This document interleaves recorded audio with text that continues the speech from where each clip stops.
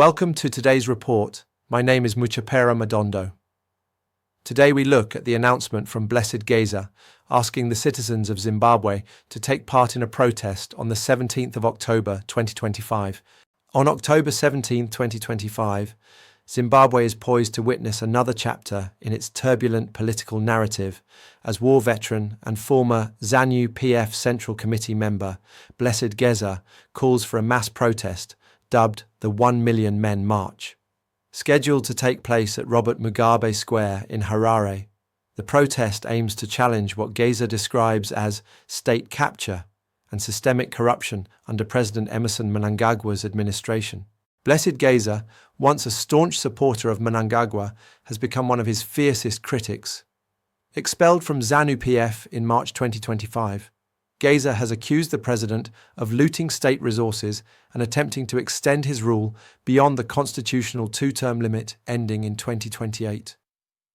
His manifesto for the October 17 protest outlines demands including the arrest of corrupt officials, an independent audit of public funds and natural resource contracts, restoration of the rule of law, and protection of citizens from security forces.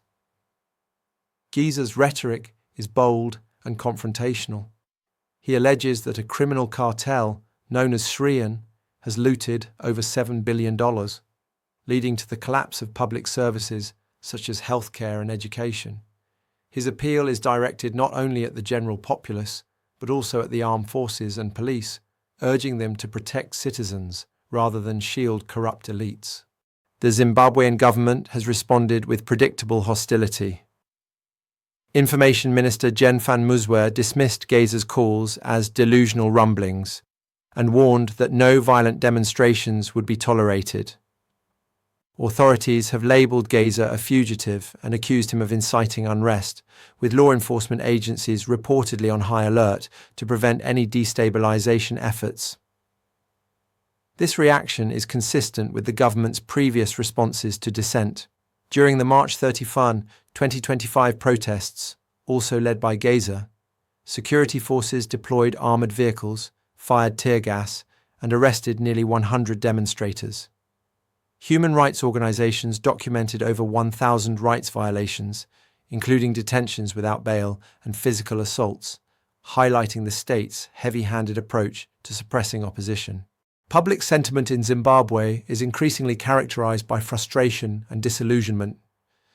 Economic hardship, rampant inflation, and deteriorating public services have left many citizens discontented.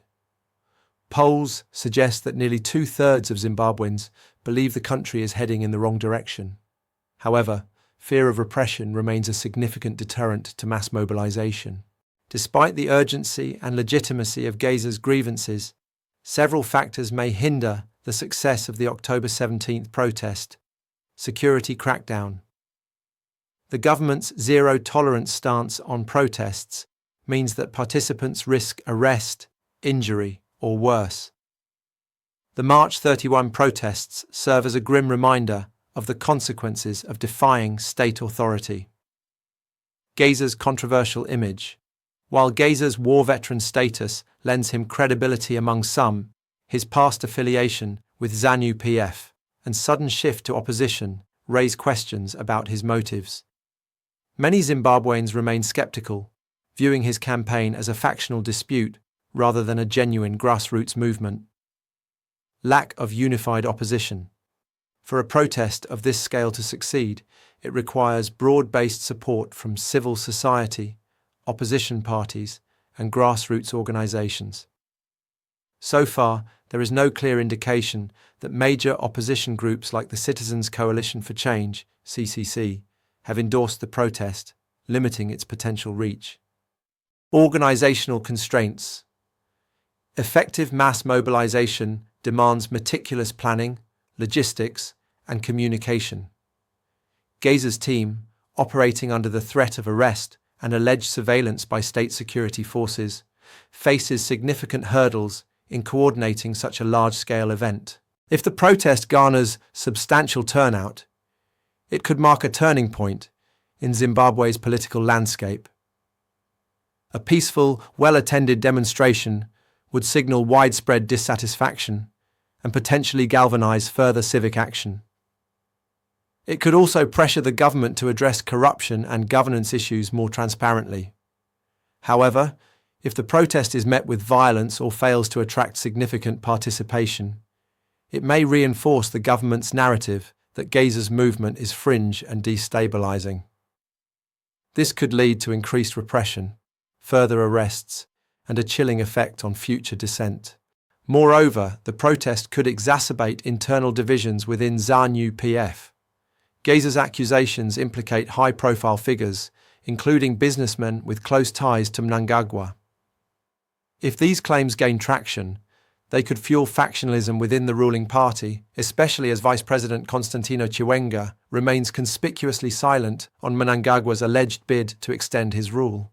The success of the October 17 protest hinges on several variables: public courage to defy repression, effective organization, and support from broader opposition forces.